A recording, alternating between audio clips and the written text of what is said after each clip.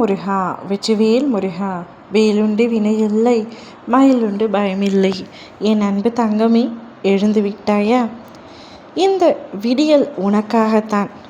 உன் அப்பா நான் உன்னோடு பேசவே காத்து கொண்டிருக்கின்றேன். இரவு முழுவதும் காத்து கொண்டிருந்தேன், என் பிள்ளை நீ வருவாய் என்று.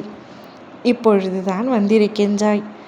இப்பொழுதும் என்னை புறக்கணிக்காமல் இதை முழுமையாக கேள் தங்கமே. இந்த நாளை நீ எனது ஆசையுடன் தொடங்க வேண்டும் என்று நான் ஆசைப்படுகின்றேன். நீ எப்படி இருக்கின்றாய்? உன்னை நலம் விசாரிக்க உன் அப்பா நான் இருக்கின்றேன். ஆனால் நீயோ எனக்காக யாருமே இல்லை என்று ஒவ்வொரு நாளும் புலம்புகின்றாய். நான் கண்ணீர் வடித்து அழுதாலும் கதறி அழுதாலும் என் கண்ணீரை துடைக்கவோ தோல் சாய்ந்து அழுகவோ எனக்கென யாரும் இல்லை, ஆறுதல் சொல்லவும் ஆளில்லை என்று புலம்பிக் கொண்டிருக்கின்றாய். கனவில் கண்ட ராஜ வைபோகங்கள் விழித்து கொண்ட உடனேயே மறைந்து விடுவது போலவே இவ்வுலக வாழ்க்கையே ஒரு மாயை தோற்றம். இவ்வுலக வாழ்வில் சுகமும் துக்கமும் கஷ்டமும் நஷ்டமும் அனைத்துமே அனுபவித்துதான் ஆக வேண்டும். உனக்கு விதிக்கப்பட்ட கர்ம பலன்களை நீ அனுபவிக்கத்தான் வேண்டும். அது இவ்வுலகத்தில் அனைவருக்கும் உரித்தான விதிதான்.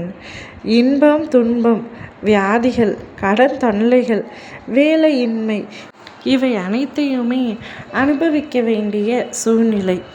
செய்த பாவங்கள், முன்வினை தோஷங்கள் என அனைத்துமே யாரையும் விட்டு விலகாது. அனைத்தையுமே இந்த ஜென்மத்தில்தான் அனுபவிக்க வேண்டிய சூழ்நிலை இருக்கின்றது.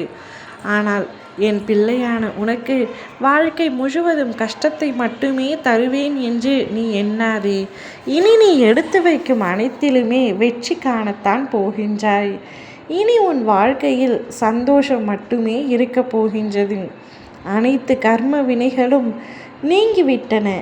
இனிமேல் உனக்கு அற்புதத்தை நடத்தி காட்டுவதே என்னுடைய பொறுப்பு. இன்னும் எத்தனை நாட்களுக்குத்தான் நான் கஷ்டங்களையும் கர்ம வினைகளையும் அனுபவிக்க வேண்டியுள்ளது என்று கலங்காதே. அனைத்தையும் முடித்து இன்றே உனக்கு பல அற்புதங்களை நடத்தி உன் அப்பா நான் உன் அருகிலேயே இருக்கிறேன் என்பதை உறுதிப்படுத்துகின்றேன். ஒன்றொன்றாக இனிமேல் நீ ஆசைப்பட்ட அனைத்துமே உன்னுடைய கைகளில் வந்தடையும். நீ செய்த புண்ணிய பலன்களால் என்னை வந்தடைய போகின்றாய். என்னை தரிசிக்கப் போகின்றாய். உனக்கு நான் வாய்ப்பை அளித்து விட்டேன் தங்கமே. உன்னால் அனைத்தும் முடியும். நோக்கம் எதுவென்பதை முதலில் தீர்மானி. அதுவே இலக்கை என்பதை உறுதி செய்து கொள்.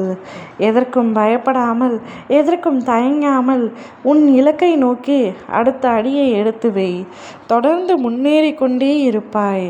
உன் அப்பாவின் ஆசீர்வாதம் எப்பொழுதும் உனக்கு உண்டு. ஓ முருகா.